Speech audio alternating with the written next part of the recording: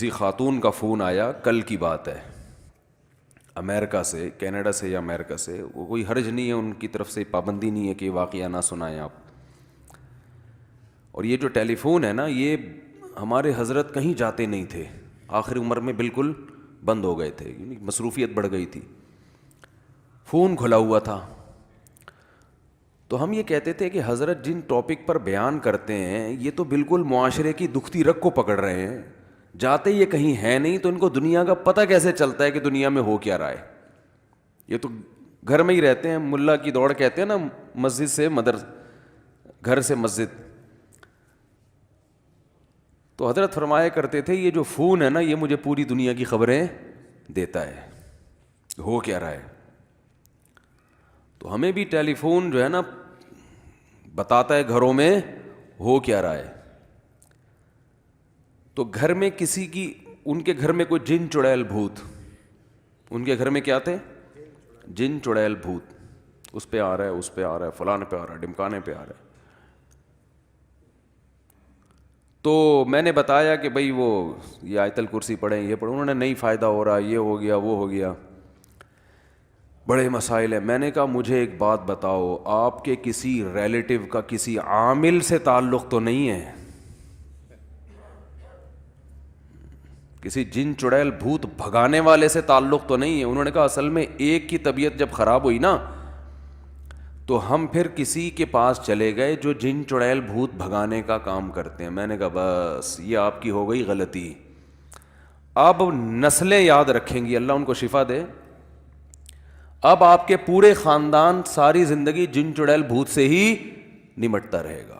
اور میں نام لینے میں بھی عار محسوس نہیں کروں گا، کیونکہ جب تک کلیئر بات نہ کی جائے لوگ سمجھتے نہیں ہیں. لوگ کہتے ہیں مفتی صاحب فراڈی عاملوں کے خلاف بیان کر رہے ہیں. ہرگز ایسا نہیں ہے، میں صحیح عاملوں کے خلاف بیان کر رہا ہوں، یہ فراڈی ہیں. رقیہ کے میں خلاف نہیں ہوں. اگر کوئی بزرگ رقیہ کر رہے ہیں، دم درود کر رہے ہیں، وہ تو صحابہ تابعین سے میں بھی کرتا ہوں، وہ تو سب کرتے آئے ہیں. جو اس میں پروفیشنل ہے نا، جو کہتا ہے مجھے یہ کام آتا ہے، وہ جھوٹ بول رہا ہے، وہ الو بنا رہا ہے آپ کو. اور علماء بیچاروں کو پتہ نہیں ہے، ان کو خود نہیں اس فیلڈ کا پتہ. وہ کہتے ہیں شاید کوئی پڑھا لکھا ہو، وہ کچھ بھی نہیں پڑھا لکھا، یہ کوئی سلیبس ہے ہی نہیں، آج تک کوئی وجود میں ہی نہیں آیا. وہ جن چڑیل بھوت بھگانے کا کیا ہے، کیا کرائٹیریا کیا ہے، اس کو کیا آتا ہے؟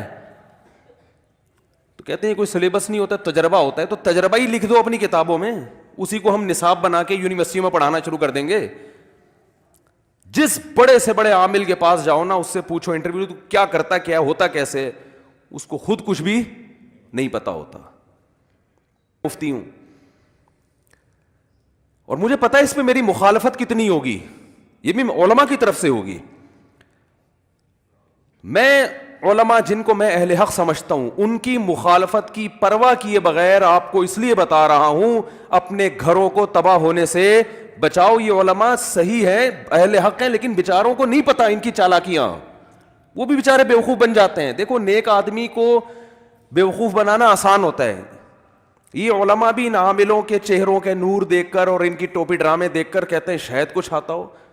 علماء فراڈی نہیں ہوتے، لیکن فراڈی آدمی علم کا لیبل لگا لیتا ہے، استعمال کرتا ہے، جس سے علماء بھی بیوقوف بن جاتے ہیں. میں نے بڑے بڑے بزرگوں کو ان عاملوں کے ہاتھوں بیوقوف بنتے دیکھا ہے.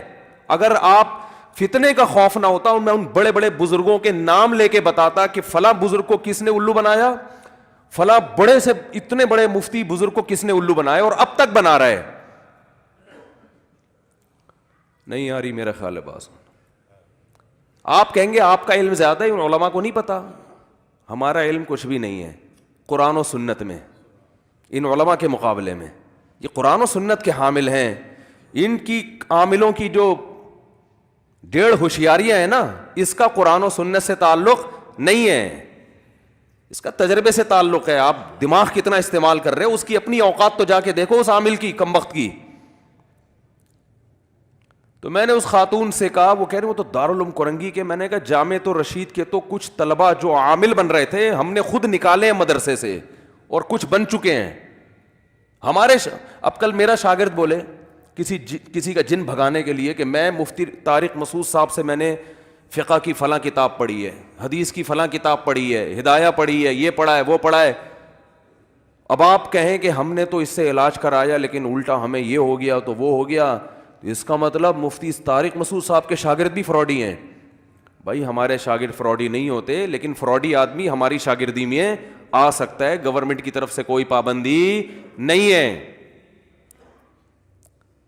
کوئی فراڈی آدمی جامعۃ الرشید میں ایڈمیشن لے سکتا ہے, فراڈی آدمی دارالعلوم کرنگی میں جا سکتا ہے. دارالعلوم کرنگی نے ذمہ داری نہیں لی تو کوئی بھی سرٹیفکیٹ دکھائے اس سے متاثر مت ہو. باقی رہا خلیفہ ہے بزرگ کے, دیکھو بزرگ جب کسی کو خلافت دیتے ہیں وہ ظاہری حالات کے لحاظ سے ظاہر میں ٹھیک لگ رہا ہے, اندر کے حالات اللہ کے سوا کوئی بھی نہیں جانتا. یہ کوئی پوری زندگی کی گارنٹی نہیں ہوتی کہ میری نظر میں اس پہ نیکی کا ٹھپا لگ گیا ہے. یہ گارنٹی خدا کے سوا اللہ کے سوا کوئی بھی نہیں دے سکتا. تو اس لیے علماء کہتے ہیں کسی بزرگ کی خلافت اگر کسی کو ملی ہے تو محض خلافت کی وجہ سے اس سے بیعت ہونا جائز نہیں ہے, بلکہ آپ خود اپنے طور پہ اس کو پرکھو گے. ان بزرگ نے تو بیچاروں نے اپنے خیال میں, ہوتا ہے کہ بھئی ان کا خیال تھا تو اس نے ہو سکتا ہے بزرگ کو بیوقوف بنا دیا ہو, تو یہ ہو جاتا ہے, بڑے بڑے خلیفے بیوقوف بنا کے خلافتیں لے لیتے ہیں. تو اس لیے اس کی پرواہ مت کریں. لوگ مجھ سے بڑی بحث کرتے ہیں آپ کے پاس دلیل کیا ہے, حالات مشاہدات, کوئی ایک ڈھنگ کا عامل دکھا دو, ایک ڈھنگ. رقیہ کے میں خلاف نہیں ہوں, رقیہ کوئی بھی کر سکتا ہے, رقیہ تو کوئی بھی کر لے. تو اور دوسری بات یہ کہ لوگ جو کہتے ہیں نا فلاں عامل بھی ہے مفتی بھی ہے, یہ تو ویسے ہی ایک دوسرے کے متضاد. یہ ایسے ہی ہے جیسے کسی کو آپ کہیں فلاں گورا بھی ہے اور کالا بھی ہے. ہاں بھئی یا تو گورا ہے یا کالا ہے, گورا بول دیا تو کالا نہیں ہے, کالا بول دیا تو گورا نہیں. تو یہ عامل فارغ ترین لوگ بنتے ہیں جن کے پاس علمی استعداد نہیں ہوتی, صلاحیت نہیں ہوتی. اور مفتی کے لیے ضروری ہے کہ وہ فتوے کا کام پراپر طریقے سے کرتا ہو. 1-2 سال میں جیسے کوئی ڈاکٹر نہیں بن جاتا. دیکھو ایم بی بی ایس کر کے کوئی doctor, M B B S کی ڈگری آتے ہی کلینک کھولنے کی اجازت ہوتی ہے؟ بولو نا یار. بھائی ایک پروسیس ہے, 2 سال ہاؤس جاب ہے, تجربہ تو کرو پہلے. کسی بڑے ڈاکٹر کی نگرانی میں آپ مریضوں کا علاج کریں, آپ بڑے ڈاکٹر کی نگرانی میں, تاکہ اپنے تجربے کی بھینٹ چڑھانے کے بجائے کسی پراپر کسی ڈاکٹر. پھر کچھ خاص شعبے ہوتے ہیں, ان میں ہوتے 10-15 سال میں جا کے ریلائبل ڈاکٹر بنتا ہے. ورنہ وہ ہمیشہ اپنے سینئر سے ہی پوچھتا رہتا ہے کہ سر آپ مشورہ دیں, کیا کرنا ہے, مشورہ دیں. اور اس کام میں کئی سال لگا دیے ہوں, پھر جا کے اس قابل ہوتا ہے کہ لوگ اس کی تحقیق اور اس کی رائے پر اعتماد کرتے ہیں میڈیکل سائنس میں. ایسے ہی مفتی پراپر کورس کرنے کے بعد بڑے مفتیوں کی نگرانی میں کئی سال مسائل کا حل لکھتا ہے, ریسرچ کا کام کرتا ہے. کئی سال تحقیق کا کام بڑے مفتیوں کی نگرانی میں کرنے کے بعد اس قابل ہوتا ہے کہ اب اس کی رائے بھی کیا ہو, مضبوط رہے, پھر وہ مفتی بنتا ہے. اور اس کے پاس اتنا ٹائم ہی نہیں ہوتا کہ لوگوں کے جن چڑیل بھوت بیٹھ کے بھگاتا رہے وہ, کیونکہ یہ کام اور دونوں جمع نہیں ہو سکتے. جیسے کوئی پراپر ڈاکٹر کے پاس آپ نے دیکھا فارغ, ہر وقت فارغ بیٹھتا رہو. کوئی پراپر ڈاکٹر مجھے ایسا بتاؤ جو سارا دن جن چڑیل بھوت بھگاتا ہو لوگوں کے, کبھی دیکھا آپ نے؟ اور ڈاکٹر یہ کام کرتے بھی نہیں ہیں, کیونکہ ان کو پتا ہے ہمارے پاس اس سے زیادہ اہم کام ہے. بھئی ہم لوگوں کا حقیقت میں علاج کر رہے ہیں نا. تو کوئی ڈاکٹر یہ کام نہیں کرتا, کوئی انجینئر یہ کام نہیں کرتا. اس کے پاس پراپر کام بہت, انجینئر جو واقعی انجینئر ہو اس کے پاس کتنے کام ہوتے ہیں. کوئی سائنٹسٹ یہ کام نہیں کرتا. تو بھائی کوئی مفتی یہ کام کیوں کر رہا ہے؟ اس کے پاس تو اتنا عظیم کام اللہ نے دیا ہے کہ مسائل کا حل بتائے وہ لوگوں کو, جو شرعی مسائل ہے. جس کا حل نہیں آتا تحقیق کرے, علماء سے رابطہ کرے. یہ اتنا بڑا مسئلہ, وہ عامل کیسے بن گیا؟ عامل کے لیے تو دنیا کا فارغ ترین آدمی ہونا چاہیے. تو مفتی کا جو مفتی ہے وہ عامل نہیں ہو سکتا, جو عامل ہے وہ مفتی نہیں ہو سکتا. ہمارے اپنے بہت سے دوست ناراض ہو جاتے ہیں میری بیان سن کے, لیکن میرے بھائی اگر میں نے اتنے صاف انداز میں نہیں بتایا نا تو یہ جو لوگوں کے گھر برباد ہو رہے ہیں, قیامت کے دن اللہ میرا گریبان پکڑے گا کہ تو نے. اور میرے شیخ حضرت مفتی رشید احمد صاحب کا اسٹائل اس سے بھی زیادہ خطرناک تھا. لوگ کہتے ہیں آپ کا یہ تفرد ہے، کوئی تفرد نہیں ہے ہمارا. لوگ کہتے ہیں مولانا اشرف علی تھانوی نے بھی تو اعمال بتائے ہیں، تو ہم کب رقیہ کے خلاف ہیں بھائی؟ تو رقیہ تو کر لو نا، اسی کتاب سے دیکھ کے رقیہ کر لو، اس میں کیا جا رہا ہے؟ تو عامل اور مفتی جمع نہیں ہو سکتے. تو میں نے اس خاتون سے کہا بیچاری بہت پریشان، یہ ہو گیا، اور پاکستان میں ہوا، کینیڈا میں نہیں ہوا. آپ دیکھ لو کینیڈا میں جنات نہیں ہیں، نہ امریکہ میں اتنے، سعودی عرب میں تو ہے ہی نہیں، لیکن یہاں کے عامل سعودی عرب والوں کو جا کے خراب کر رہے ہیں. قطر، کویت، ان جگہوں پہ جا کے یہاں کے عامل ان عربوں کو خراب کر رہے ہیں شرعی رقیوں کے نام پہ. کہ ہم جو ہے نا، میں جب مسقط میں تھا تو مسقط کے مفتی اعظم سے میری ملاقات تھی. مسقط کے مفتی اعظم سے ان کو بتایا کہ بھئی جامعۃ الرشید کے ہیں، وہ بڑے، اللہ ان کو جزائے خیر دے، بڑا اکرام کیا انہوں نے. ہمیں 2 منٹ کی ملاقات ہوئی، انہوں نے مجھے اگلے دن لنچ پہ بلایا. اب مسقط کا مفتی اعظم کا جو لنچ ہے وہ تو آپ کو پتہ ہے کیا، وہ تو حکومتی لیول پہ ان کی بڑی وہ ہوتی ہے. اگلے دن انہوں نے مجھے بلا لیا کہ آپ نے ظہر کا کھانا ہمارے ساتھ کھانا ہے. ہماری نیت کھانے کی نہیں ہوتی الحمدللہ، ملاقات کی ہوتی ہے کہ چلو اس بہانے ملاقات ہو جائے گی. میں پہنچ گیا ان اپنے دوستوں کے ساتھ جو بھی ہمارے میزبان تھے. ظہر کی نماز ہم نے وہیں پڑھی مسجد میں. ظہر کے بعد انہوں نے ہمارے لیے کھانے کا انتظام کیا ہوا تھا. اب ہم جانے لگے ہیں تو 2 بندے ٹکر گئے جو بن بلائے آئے تھے، عربی تھے، کویت سے آئے تھے، بن بلائے نا. وہ ان کو کہ بھی ہم بھی آئے ہیں آپ سے بات کرنی ہے. وہ انہوں نے کہا آپ نے ٹائم تو لیا نہیں؟ نہیں جی ہمیں بہت ضروری کام ہے. اب ظاہر ہے انہوں نے کہا چلو آ جاؤ، آپ بھی آ جاؤ، کھانا کھا لو آ کے ہمارے ساتھ، کھانے کا ٹائم ہے. تو انہوں نے اکرام کیا. یہ دونوں عربی، ان کو اردو نہیں آتی تھی، اور عربی میں لگے ہوئے ہیں. مجھے پتہ چل گیا کہ یہ کمبخت عامل ہیں، وہاں کے مفتی اعظم سے پرمیشن لینے آئے تھے کہ ہمیں یہاں اپنی دکان کھولنے کی، جن چڑیل بھوت بھگانے کی جو دکان ہے نا اس کے کھولنے کی ہمیں مسقط میں اجازت دے دیں آپ. سارا میرا جو ٹائم تھا نا ان کے ساتھ بات چیت کا، وہ یہ پی گئے.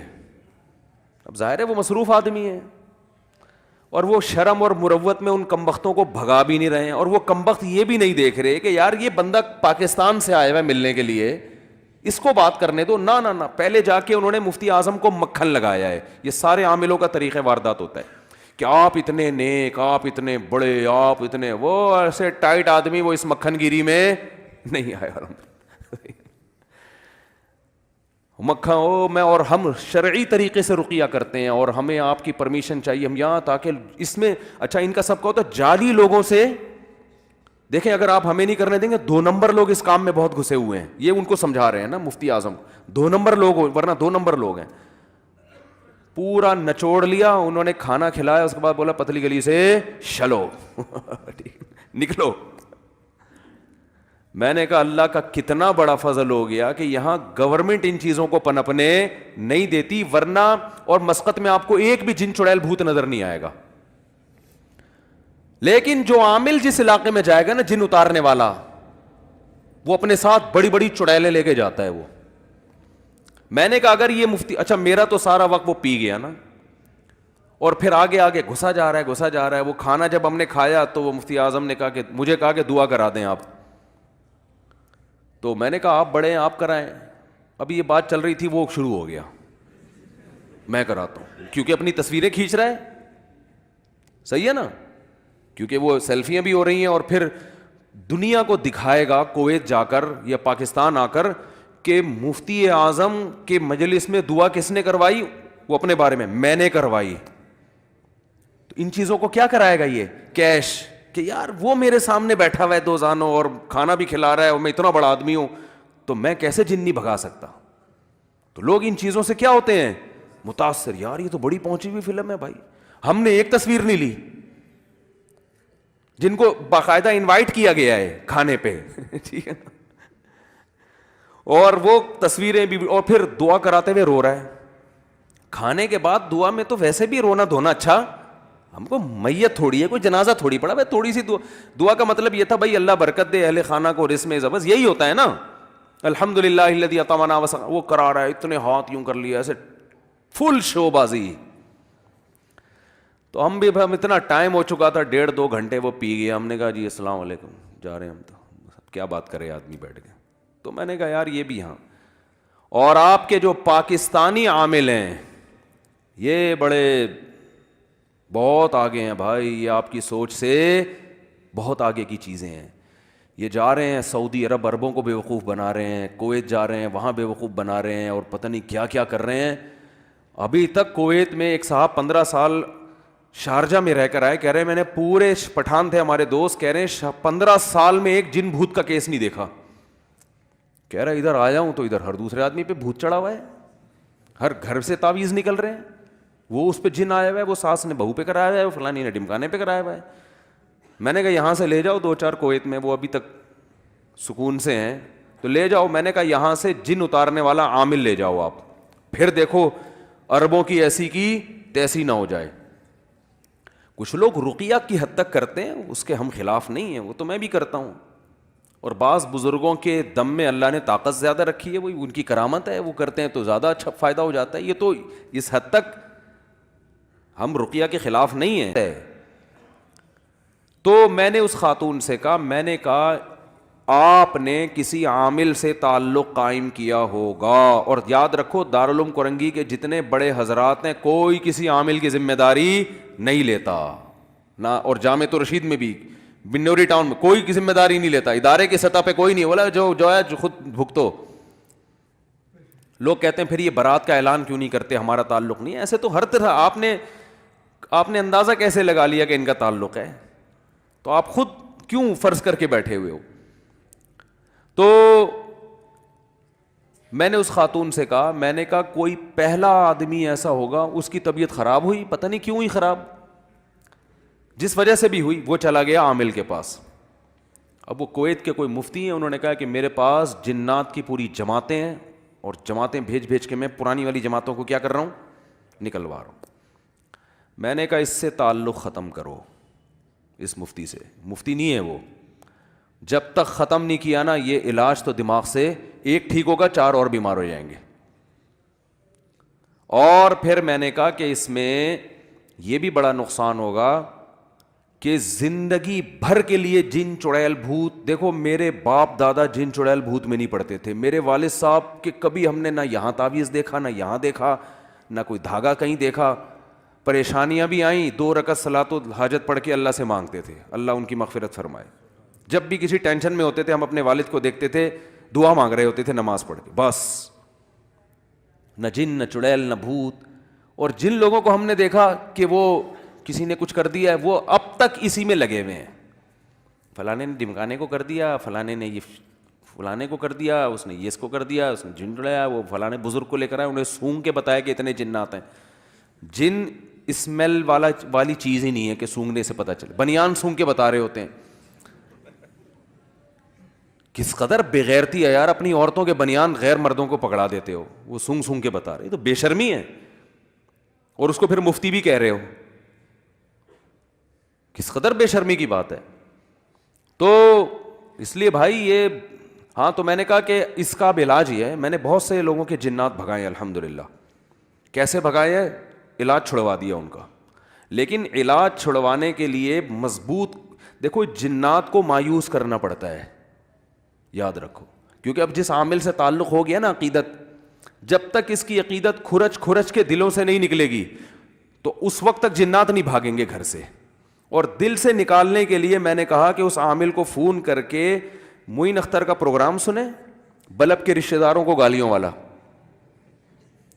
میں تو اب گالیاں نہیں سکھاؤں گا نا یہ والی, میں نے کہا تھوڑی دیر کے لیے گالیاں حلال ہونے کا فتویٰ میں دے رہا ہوں, ویسے گالیاں دینا جائز نہیں ہے, تھوڑی دیر کے لیے, کیونکہ علاج کے لیے نا, علاج میں تو چرس بھی بعض دفعہ پینا جائز ہو جاتی ہے. اگر کوئی مر رہا ہے کہ بھائی وہ مر جائے گا تو ڈاکٹر کہتے ہیں بھائی اب زہر کا انجیکشن بھی لگانا پڑتا ہے, بعض دفعہ چرس بھی پلانی پڑتی ہے. جراثیم مارنے کے لیے زہر کی بات کر رہا ہوں, ایسا نہ ہو کہ بندہ ہی مار دیں آپ ٹھیک ہے. تو میں نے کہا کہ اس عامل کی جو عقیدت میں آپ مبتلا ہو گئے ہیں نا, کیونکہ ان کو یہ ڈر ہوتا ہے اگر ہم نے ان کو برا بلا کہا تو یہ محترم جن چڑیلوں کی 6 جماعتیں اور نہ بھیج دیں کہیں, تو یہ جب تک ڈر ہوگا نا علاج نہیں ہوگا.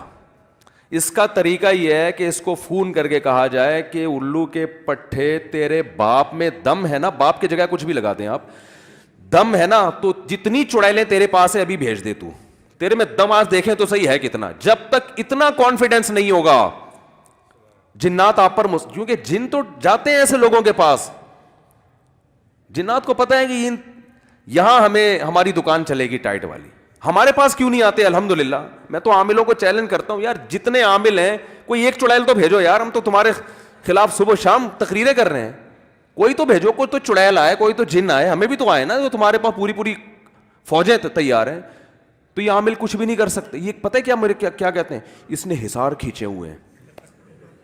رفیع بھائی آپ تو ہمارے ساتھ سارا دن رہتے ہیں, کبھی دیکھا ہمیں کوئی حصار پڑ, ہم تو اتنے مصروف آدمی ہیں بھائی, فرض نماز ادا کرتے ہیں, اللہ کا شکر ادا کرتے ہیں, اللہ تو نے تکبیر اولیٰ سے جماعت میں لا دی ہم کو, حصاروں کا ہمارے پاس ٹائم ہی نہیں ہے. مجھے ایک صاحب نے کہا آپ خانقاہ کھول کے بیٹھیں. مجھے وہ اجازت بیعت بھی کسی بزرگ سے ملی ہوئی ہے, بیعت جو ہوتا ہے نا کہ ہم بھی کسی بزرگ نے خلیفہ بنایا ہوئے ہم کو, تو بیعت کر کے اپنی خانقاہ کھولیں. میں نے کہا پھر کیا ہوگا بھائی؟ کہہ رہے اس میں آپ لوگوں کو ذکر کرائیں اور اس میں آپ آ کے بیٹھیں, ہاں اس میں لوگوں کو بٹھائیں. میں نے کہا مجھے کون بٹھائے گا؟ میں لوگوں کو تو بٹھا دوں گا جیسے خانقاہ میں بٹھایا جاتا ہے نا, پھر شیخ صاحب بھی بیٹھتے ہیں. میں نے کہا لوگوں کو میں لاکھوں کروڑوں لوگوں کو بٹھا سکتا ہوں, لیکن یہ کروڑوں مل کے مجھے بٹھا دیں, خدا نے ایسا بچہ اب تک, یعنی کسی ماں نے ایسا بچہ اب تک جنا نہیں ہے جو مجھے بٹھا دے. اور میرے تو گھر والے پریشان ہیں, میں بیٹھتا نہیں ہوں ٹک کے, ادھر سے گھر سے آیا, اس دوسرے کمرے سے نکلا, واش روم سے ٹن مارا, ادھر آئے, دوسرے کمرے سے گئے, یوں نکل گئے, پھر دوسرے گھر میں دیکھا چائے پی, وہاں سے نکلے, ادھر سے ٹن مارا, تیسرے گھر کی خبر گیری کی, وہاں سے ٹن مارا, آلو پیاز لینے چلے گئے, ادھر سے ٹن مارا, بیان میں جا رہے ہیں, ادھر دعوت میں جا رہے ہیں, ادھر جو ہے نا وہ اور کچھ مسئلہ ہے وہ وہاں جا رہے ہیں, پھر مدرسے بھی کال آئی ہوئی ہے وہاں جا رہے ہیں, پھر وہ طلبہ کو پڑھانا ہے وہاں جا رہے ہیں, پھر کوئی ایک مسئلہ آیا ہوا ہے اس کو حل کرنا ہے, پھر وہ ریکارڈنگ کرانی ہے, تفسیر کی ریکارڈنگ رہے گی, اس کے فون آنے شروع ہو جاتے ہیں یہ ان کے فات کے, وہ بھائی مفتی صاحب تفسیر کی ریکارڈنگ کرا دو, اللہ کا واسطہ لوگ انتظار میں, پھر ادھر پہ صاحب مسائل جمع ہوئے ہیں وہ ریکارڈنگ کرا دو. تو میں نے کہا ہمیں تو پولیس بھی نہیں بٹھا سکتی, تو ہم حصار کہاں سے بیٹھ کے کھینچیں گے بھائی. اور پھر بھی جب رات کو سونے کے لیے لیٹتا ہوں تو پتہ چلتا ہے 10-20 کام ابھی بھی رہ گئے, 10-20 کام ابھی بھی رہ گئے. تو اچھا اب عاملوں نے ایک کام میرے خلاف شروع کیا, فحش الزامات لگانا. یہ ان کا آخری حربہ ہوتا ہے کہ ایک آدمی کی جو شخصیت ہے نا اس کو مجروح کرو.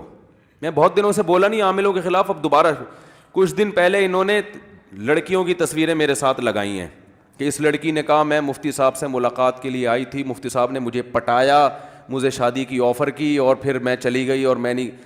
یہ سب بکواسات ہیں, کیونکہ اب میں نے دوبارہ بولنا شروع کیا نا پھر اس طرح کی تصویریں آنا شروع ہو جائیں گی. اس کا بہترین طریقہ یہ ہے کہ آپ نے تجربہ کرنا ہے, کسی لڑکی کو بھیج دیں, مفتی صاحب سے مسئلہ پوچھ کے آؤ, پٹنے کی کوشش کرو پوری. صحیح ہے نا, یہ تو بہترین آزمائش ہے نا. کیوں آپ فیس بک اور واٹس ایپ کی باتوں پہ جاتے ہو بھائی؟ اگر مفتی صاحب اللہ نہ کرے 2 نمبر آدمی ہیں تو پھر تو کوئی بھی آئے گی اس کو پٹائیں گے نا. تو آپ تجربہ کر لو بھائی, اس عامل سے کہو اگر تو نے یہ کہا ہے کہ ہم کوئی ارینج کرتے ہیں اس کو پٹنے کے لیے بھیجتے ہیں. اللہ کا شکر ہے ہم کوئی بہت نیک آدمی نہیں ہے, کوئی تعریف نہیں کر رہا, لیکن یہ پٹانے وٹانے والے کام الحمدللہ اللہ نے بچا کے رکھا ہوا ہے, کوئی بڑی بات نہیں کر رہے ہم, اللہ نے بچایا ہے ان پٹانوں سے. یہ کسی کو پٹا دیا اور یہ کر دیا.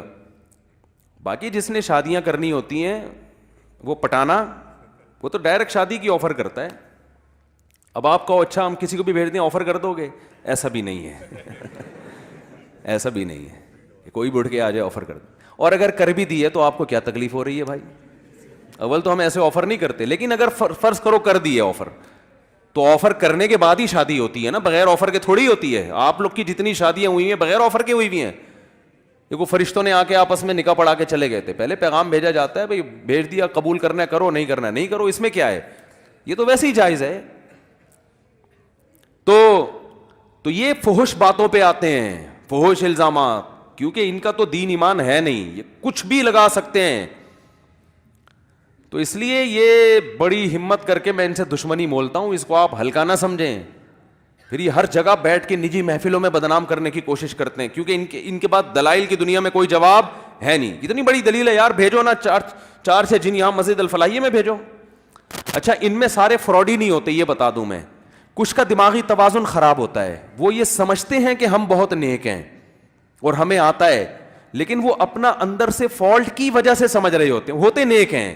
یہ میں بتا دوں, یہ جو میں نے کہا نا سارے فراڈی ہوتے ہیں, اس میں فراڈی کا مطلب ظاہری لحاظ سے فراڈی, اندر سے فراڈی باز نہیں ہوتے, واقعی نیک ہوتے ہیں, لیکن وہ یہ سمجھ رہے ہوتے ہیں کہ یہ جن چڑیل بھوت ہے, حالانکہ وہ اپنا دماغی تخیل ہوتا ہے, کیونکہ وہ عملیات کر کر کے اوپر سے کھوپڑی کی سیٹنگ آؤٹ ہو جاتی ہے. کیونکہ میں ان عاملوں میں نیک لوگوں سے بھی ملا ہوں, مجھے اندازہ ہو گیا تھا کہ یار یہ آدمی 2 نمبر نہیں ہے, لیکن یہ بیچارہ چلے ولے کر آ کے نا اوپر کی سیٹنگ کیا ہو گئی ہے اس کی آؤٹ, تو اس کو ایسے لگ رہا ہے تو اس کی سیٹنگ آؤٹ ہوئی ہے. بھائی آپ کی سیٹنگ تھوڑی آؤٹ ہوئی ہے, آپ تو ٹھیک ٹھاک ہو. جو بھی ایب نارملٹی والی باتیں کریں نا, جیسے آپ گئے کسی عامل کے پاس, وہ واقعی نیک ہے, کہہ رہے اتنے حصار ہوتے ہیں, اتنے ہمزاد ہوتے ہیں, اتنے موکل ہوتے ہیں, اور واقعی نیک بھی ہو, تو سمجھ لو کہ اس کی اوپر کی سیٹنگ کیا ہو گئی ہے, بولو نا آؤٹ. کیونکہ بغیر دلیل کے باتیں کر رہا ہے. دلیل یا تو نقلی ہوتی ہے یا عقلی. عقلی کہتے ہیں جو سائنس سے ثابت ہو, سائنس سے تو موکل شوکل کچھ بھی ثابت نہیں ہے. یا نقل قرآن و سنت کو کہتے ہیں. تو یہ عامل لوگ کہتے ہیں بھائی قرآن و سنت سے, لیکن مشاہدہ تو ہے نا, تو مشاہدہ بھی تو تم جیسے پاگلوں کا ہے نا, پبلک کا تھوڑی مشاہدہ ہے. تم نے تو خود چلے ولے کر کے اور موکل توکل کو پہلے دماغ میں بٹھایا, تو تمہیں موکل بھی نظر آ رہے ہیں, تمہیں ہمزاد بھی نظر آ رہے ہیں, تمہیں یہ بھی نظر آ رہا ہے, اور کچھ بھی نہیں ہوتا موکل شوکل. ذہن میں رکھیں آپ بس ٹوٹل یہی ہیں, جتنے آپ نظر آ رہے ہیں نا, آپ کے ساتھ کوئی موکل نہیں ہے. ٹوٹل آپ جتنے نظر آ رہے ہیں ٹوٹل اتنے ہی ہیں آپ, سمجھ رہے ہو نا, کمپلیٹ. ہاں ایک شیطان ہے, حدیث میں آتا ہے, جو ہر بچے کے ساتھ لگا ہوا ہوتا ہے, وہ برائی کی طرف رغبت دلاتا رہتا ہے, بس وہ تو ہے, وہ تو سب کے ساتھ ہے. اور ایک فرشتہ جو ہے وہ اچھائی کی طرف رغبت دلاتا ہے. تو یہ موکل, یہ ہمزاد نہیں ہے, یہ تو ہر ایک کے ساتھ ہمیشہ سے ہوتا رہا ہے. یہ اس کو کنٹرول نہیں کیا جا سکتا, وہ اللہ نے آزمائش کے لیے, اور 2 فرشتے اللہ نے یہاں بٹھائے ہوئے ہیں, ایک نیکی لکھ رہا ہے اور ایک بدی لکھ رہا ہے, اور کچھ فرشتے اللہ نے حفاظت کے لیے رکھے ہوئے ہیں, بس وہ ان عاملوں کے کنٹرول میں نہیں ہے. تو بھائی بچاؤ اپنے آپ کو یار ان فضول قسم کے لوگوں سے. اور اگر اللہ نہ کرے کسی پہ جن چڑیل بھوت آ جائے, تو اس کے بارے میں بھی حدیث میں ہمیں چیزیں ملتی ہیں. صحابہ نے رقیہ کیا, ان کو تو نہیں آتا تھا, لیکن سورہ فاتحہ پڑھی, فائدہ ہو گیا. پھر بھی فائدہ نہ ہو, جیسے ایک صحابیہ رسول اللہ صلی اللہ علیہ وسلم کے پاس آئیں, یا رسول اللہ میری یہ حالت ہو جاتی ہے, میں تڑپنے لگتی ہوں, جسم کے کپڑے پھاڑ دیتی ہوں, یہ ہو جاتا ہے, وہ ہو جاتا ہے. آپ صلی اللہ علیہ وسلم نے فرمایا کہ اگر تم اس بیماری پہ صبر کرو گی تو میں تمہیں جنت کی ضمانت دیتا ہوں, اور اگر چاہتی ہو تو اللہ سے دعا مانگوں گا, یہ بیماری ٹھیک ہو جائے گی تمہاری, لیکن پھر جنت کی گارنٹی نہیں ہے. پھر یہ ہے کہ اگر اعمال ہوئے تو جنت, برے اعمال ہوئے تو جہنم. لیکن اگر اس بیماری پہ صبر کرتی ہو اور اسی میں گزارا کرنا ہے موت تک, تو میں تمہیں جنت کی ضمانت دیتا ہوں. آپ نے یہ تو نہیں فرمایا کہ وہ فلاں جگہ مشہور عامل ہیں, وہ بڑا ٹائٹ علاج کرتے ہیں اس کا. نہ خود نبی نے فرمایا کہ بیٹھو میں حصار کھینچتا ہوں اور میں یہ کرتا ہوں اور میں یوں کچھ بھی نہیں. خود نبی پہ جادو ہوا تو سورہ فلق سورہ ناس اللہ نے نازل کی, بھائی یہ دم کیا کریں. مجھے صحابہ کے دور کے کسی مشہور عامل کا نام بتاؤ آپ. ہم لوگ کہتے ہیں مفتی کا نام بتاؤ, بتا سکتے ہیں صحابہ کے دور کے مشہور مفتیان کرام کون تھے؟ اس دور میں حکیم بھی تھے, اس دور میں تاجر بھی تھے, ہر طبقہ اس دور میں تھا. عامل اس دور, قوال نہیں ملے گا آپ کو صحابہ کے دور میں کہ مشہور قوال. قوالیاں اگر ثواب ہیں تو اس دور میں بھی تو کوئی مشہور قوال ہونا چاہیے نا. کیا خیال ہے؟ کوئی قوال نہیں ملے گا آپ کو, نہ کوئی عامل ملے گا. ہاں رقیہ کرنے والے ہوتے تھے, وہ تو میں نے بتایا رقیہ کے تو ہم قائل ہیں, لیکن اس میں یہ چیز کچھ نہیں ہوتا, جن کی جماعتیں اور چڑیل کی جماعتیں اور فلانا جماعتیں اور یہ نہیں ہوتا. تو نبی صلی اللہ علیہ وسلم فرمایا صبر کرو تو اللہ کیا دے گا؟ جنت کی ضمانت. تو صحابی نے عرض کیا یا رسول اللہ ٹھیک ہے میں اس بیماری میں رہوں گی ساری زندگی, لیکن جو کپڑے پھاڑتی ہوں, یہ چونکہ شرعی مسئلہ ہے نا, عورت کا جسم کھل جائے تو بس اتنی دعا کر لیں کہ اس بیماری میں جسم کے کپڑے نہ پھاڑوں. تو آپ نے اتنی دعا کی ان کے لیے. اس میں ہمیں سبق ملتا ہے بھائی, اگر خدا نخواستہ جن چڑیل بھوت کہیں آ رہے ہیں, شرعی طور پہ رقیہ کرو. نہیں کر سکتے مسجد کے امام کے پاس چلے جاؤ, جو آپ کے پڑوس میں امام ہے نا, کیونکہ جنات جو ہے نا کسی ایسی شخصیت سے زیادہ ڈرتے ہیں جس کی کوئی پرسنالٹی ہو یا اس میں تقوی ہو، تو مسجد کے امام کے پاس چلے جاؤ. وہ بولیں گے مجھے تو یہ کام نہیں آتا، ان سے بولو کہ بھائی آپ صرف فاتحہ پڑھ کے دم کر دیں اس کے اوپر، آیت الکرسی. آپ کی پھونک میں اللہ سے امید ہے ہماری پھونک سے زیادہ اثر ہوگا. تو یہ ہوتا ہے، مسجد کے امام کو لفٹ کرایا کرو، صحیح ہے نا. ایسا نہ ہو کہ وہ امام کام ہی یہی کرتا ہو پھر نہیں جاؤ. کام بشرط یہ کہ یہ نہ کرتا ہو، بلکہ صبح شام اس کے خلاف بولتا ہو، ٹھیک ہے نا. پھر اس کو بولے بھائی دم کر دو، تو آپ کے دم میں اللہ زیادہ اثر کر دے گا تو کر دے وہ دم، اچھی بات ہے اور فائدہ ہوگا انشاءاللہ. اور کچھ نہیں، خود وضو کرو، دم کرو، آیت الکرسی پڑھو، پانی پہ رکھ کے چھینٹے مارا کرو. جنات پانی سے بھی ڈرتے ہیں اور آیت الکرسی اور قرآن سے تو ویسے ہی ڈرتے ہیں، تو دو آتشہ ہو جائے گا، اور چھینٹے مارو گے تو اور فائدہ ہو جائے گا، ٹھیک ہے نا. اس کے بعد بھی فائدہ نہیں ہو رہا تو بس صبر کرو. سارے مسائل کا دنیا میں حل نہیں ہے، اور اس صبر کی برکت سے انشاءاللہ آپ کا مریض بھی ٹھیک ہو جائے گا. میں نے ایسے لوگوں پہ تجربے کیے ہیں، 10 سال سے ان کو جن آ رہا تھا، میں نے ان کو بولا بھائی صبر کرو، تعویذ سارے نکال کے رکھ دو، کہیں ڈال دو، اور صبر کرو کہ بس اسی بیماری میں اب زندگی گزارنی ہے، مر گئے بچ گئے، ٹھیک ہو گئے وہ الحمدللہ. ایک آدمی کا فون آیا میری بیوی پہ، وہ بھی تھے قطر بحرین میں، میری بیوی پہ ایک جن آتا ہے، یہ ہوتا ہے، یوں ہوتا ہے، ایسا ہوتا ہے، فلانا ہوتا ہے. میں نے کہا بھائی جان اس کا علاج کرنا چھوڑ دو. کہہ رہے نہیں، ایک بڑے مفتی ہیں کراچی کے، اب میری زبان سے نام بھی نکلنے والا تھا، وہ پھر زیادہ ہو جاتی ہے نا.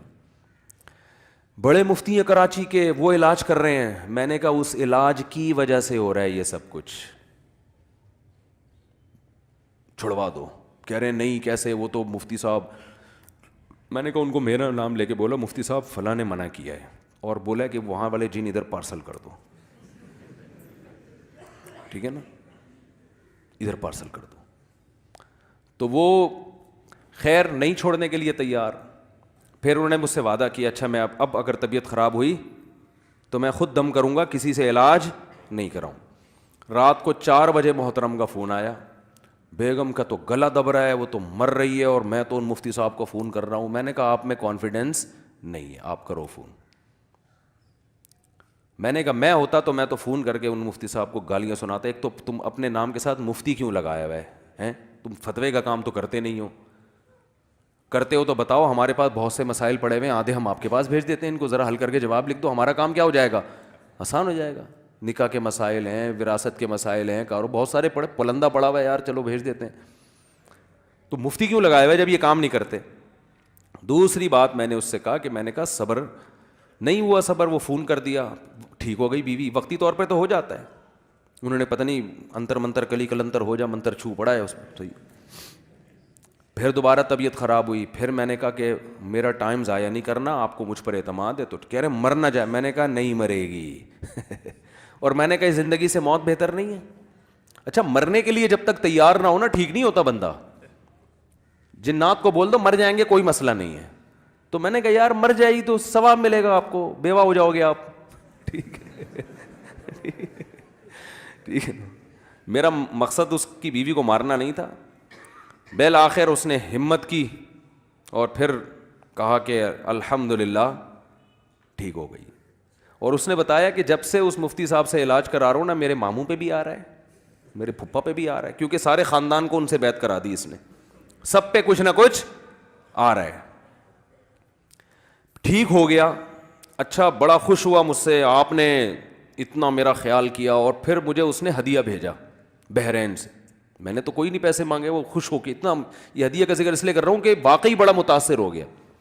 لیکن یہ عاملوں کی محبت آرام سے نکلتی نہیں ہے. کچھ دن بعد پھر فون آیا، مفتی صاحب وہ تو فراڈی تھے، لیکن ابھی میں نے ایک عامل آیا، اس نے میری گھڑی دیکھے بغیر بتا دی کون سی ہے. یہ بندہ صحیح ہے، کیونکہ اس نے میری گھڑی دیکھی نہیں ہے اور گھڑی کا ماڈل بتا دیا. یہ تو بالکل کیا لگ رہا ہے. میں نے کہا یہ بھی فراڈی ہے. کہہ رہے نہیں اس میں نے کہا دفعہ ہو یہاں سے، تمہاری ایسی کی تیسی. ہم نے نمبر ہی بند کر دیا. میں کہا فالتو تھوڑی ہے، مجھے تو چاہتا ہے وہ ہدیہ واپس کروں. لے بھائی واپس. تو بات کہاں، اتنا اچھا موضوع چل رہا تھا. تو بھائی یہی ہے کہ اگر خدا نخواستہ گھر میں جن چڑیل بھوت آ رہے ہیں تو بھائی بس خود ہی چھینٹے میٹے مار دیا کرو. آیت الکرسی کا بڑا اثر ہوتا ہے، سورہ فاتحہ کا بڑا اثر ہوتا ہے. اگر ہے تو وہ ان کے پاس جانے کی ضرورت نہیں. کہتے ہیں کہ قرآن میں اثر نہیں ہے.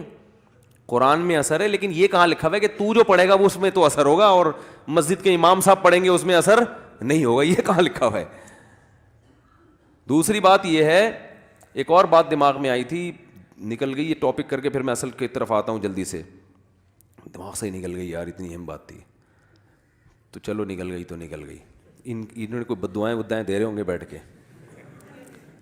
تو خیر، تو بات یہاں سے شروع ہوئی تھی کہ بھائی اپنے گھر کی حفاظت کرو، اور اگر ہو جاتا ہے تو صبر کرو، بس علاج کرتے رہو اور صبر کرتے رہو. جب مایوس کر دو گے نا جن چڑیل بھوتوں کو، ایسے بھی کیسز ہیں گھر میں واقعی جن آ گیا تو انہوں نے کچھ بھی نہیں کیا. ہمارے ایک دوست ہیں یہاں رہتے ہیں، ان کے بڑے گھر کے واقعات ہیں. وہ کوئی پرانی عمارت ہوتی ہے نا، بعض دفعہ ایک فلیٹ تھا بہت پرانا بوسیدہ، اس کے بارے میں مشہور تھا اس میں جنات ہیں، کوئی جاتا نہیں تھا وہاں نا، ڈرتے تھے. ایک فنٹر چلا گیا، اس نے بولا ایسی کی تیسی جن چڑیل بھوت. بولا کچھ بھی نہیں ہے، جا کے دروازہ بجایا، اندر سے آواز آئی کون؟ اس نے کہا میں آیا ہوں، میں نے سنا یہاں جن چڑیل بھوت رہتے ہیں. اس نے دروازہ کھولا، اس نے پوچھا، میں نے کہا یار جن جو بھوت رہتے ہیں یہاں سنا ہے؟ کہہ رہے ہیں میں تو 500 سال سے رہ رہا ہوں، مجھے تو کوئی نظر نہیں آیا یہاں پہ. یہ بے ہوش، تو 500 سال سے رہ رہا ہے. تو ہمارے ایک دوست ہیں، ان کے گھر میں کوئی جن چڑیل بھوت کے واقعات ہونا شروع ہو گئے، لیکن اللہ کا بڑا فضل ہو گیا، انہوں نے علاج نہیں کرایا، اس لیے وہ ٹھیک ہو گئے. سمجھ رہے ہو نا؟ اور میں نے کہا کوئی عامل وامل آ جا ہوگا، وہ سونگ سونگ کے گیا ہوگا بستر بیڈ جو ہے نا، تو یہ جہاں جائیں گے وہاں جن چڑیل بھوت ساتھ ساتھ ہو. تو اس نے، انہوں نے پھر علاج نہیں کیا، الحمدللہ ٹھیک ہو گیا خود. ورنہ وہ عجیب کبھی خراٹوں کی آواز آ رہی ہے، کبھی غیر مرئی تھپڑ لگ رہا ہے، بندہ نظر نہیں آ رہا. سوچو کیا حال ہوگے. لیکن انہوں نے اتنا کیا، انہوں نے کہا بھائی نہیں لائیں گے کسی کو. لیکن اس چماٹوں کے فائدے بھی ہوئے. ایک بندہ کھڑا ہوا ان کے گھر میں، مہمان آیا تو کہیں دروازے پہ کھڑا ہوا، اس کو ایک ان نون تھپڑ آیا نا، جیسے مس کال آ جاتی ہے بعض دفعہ، وہ تھپڑ آیا تو وہ گھبرا گیا کہ کہاں سے آیا ہے. خیر وہ ہم سے جب ملا تو میزبان نے بتایا کہ یہ ہمارے گھر میں ان کو زور سے چانٹا لگا ہے، یہ بیچارے پریشان ہیں. اب اس کو میں بھی جانتا تھا، تو کہنے لگا اس نے کوئی ایسی حرکت کی ہوگی گھر میں نا نازیبا. تو پتہ چلا کہ وہ کیونکہ وہ گھر کا مالک میزبان جو تھے وہ اندر گئے ہوئے تھے، تو اس بیچارے نے تھوڑا سا دروازہ سے جھانک کے دیکھنے کی کوشش کی کہ کیوں نہیں آ رہا. نیت غلط نہیں تھی ان کی، نیت غلط نہیں تھی، لیکن ویسے ہی کوشش کی جھانکنے کی کہ یار بندہ غائب کیا ہوگا. تو جیسے ہی جھانکا، جن نے تھپڑ مارا، شرم نہیں آتی کہ کر کیا رہا ہے کسی کے گھر میں جا. تو مجھے انہوں نے بتایا کہ یار یہ بیچارہ کانپ رہا تھا نا، یہی بات ہوئی. پھر الگ سے لے جا کے مجھے بتایا کہ صرف کانپ نہیں رہا تھا، کپڑے بھی بدلنے پڑے ہیں ان کو بعد میں. تو لیکن انہوں نے ہمت کی. آج اللہ کا شکر ہے گھر میں کیا ہے؟ سکون. اگر وہ عاملوں کو لے آتے تو پھر بس گئے تھے کام سے.